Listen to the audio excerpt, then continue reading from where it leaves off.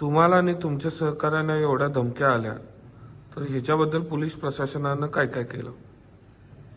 महत्त्वाचं असं आहे की ज्या काही धमक्या, ज्या पद्धतीने धमक्या असू दे किंवा त्यांचं चारित्र्य आणणं असू दे, हे सातत्यानं चालू आहे.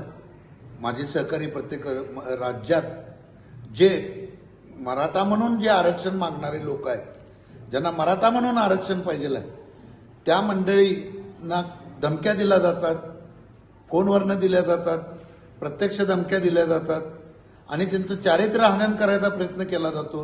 आम्ही पोलिसांच्याकडे तक्रार दाखल केलेली आहे. माझ्या बाकीच्या असतील, संभाजीनगर असू दे किंवा मुंबईचे असू दे, सर्वांना पोलिसांनी पोलीस संरक्षण दिलं. फक्त कोल्हापूर पोलीस जे आहे त्यांनी अजून देखील त्याची अर्ज देऊन देखील दखल घेतलेली नाही आहे. कोल्हापूर पोलिसांनी दखल घ्यावी आणि ह्या पद्धतीचं जे आहे, जे म्हणजे सामाजिक काम करणारे लोक आहेत, त्यांना संरक्षण द्यावं ही आमची मागणी आहे.